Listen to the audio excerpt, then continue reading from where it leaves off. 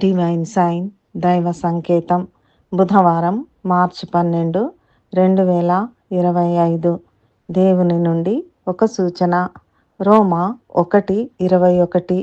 మరియు వారు దేవుని నెరిగియు ఆయనను దేవునిగా మహిమపరచలేదు, కృతజ్ఞతాస్తుతులు చెల్లింపను లేదు, కానీ తమ వాదములయందు వ్యర్థులైరి. ఈనాటి దైవాంశము, తమ వాదములయందు వ్యర్థులైరి. 2 తిమోతి 3:2. ఎలాగనగా మనుషులు స్వార్థప్రియులు, ధనాపేక్షులు, బింకములాడువారు, అహంకారులు, దూషకులు, తల్లిదండ్రులకు అవిధేయులు, కృతజ్ఞత లేనివారు, అపవిత్రులు. అయితే మీరు మా సామర్థ్యము, మా బాహుబలము, ఇంత భాగ్యము మాకు కలగజేసనని అనుకుందురేమో. కాగా నీ దేవుడైన యెహోవాను జ్ఞాపకము చేసుకొనవలెను. ఎలాగనగా తాను నీ పితరులతో ప్రమాణము చేసినట్లు తన నిబంధనను నేటి వలె స్థాపింపవలెనని మీరు భాగ్యము సంపాదించుకొనుటకై మీకు సామర్థ్యము కలుగజేయువాడు ఆయనే.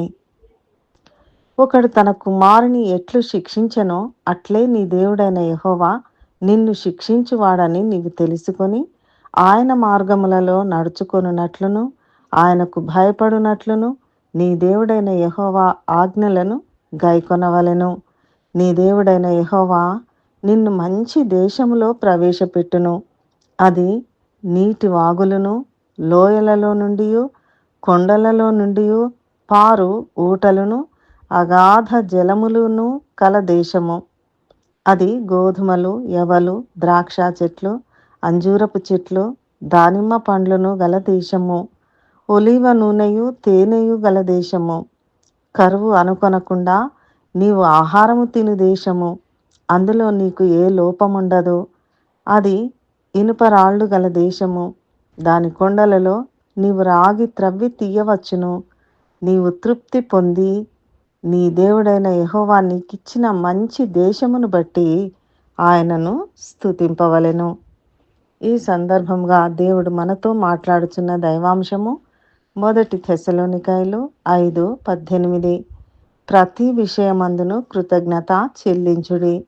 ఈలాగు చేయుట యేసుక్రీస్తునందు మీ విషయములో దేవుని చిత్తము.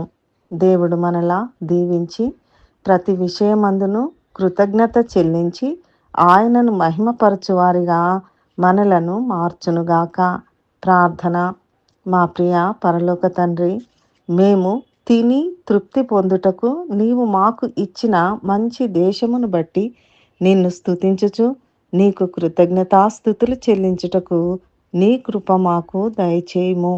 యేసు నామములో ప్రార్థిస్తున్నాము తండ్రి. ఆమెన్.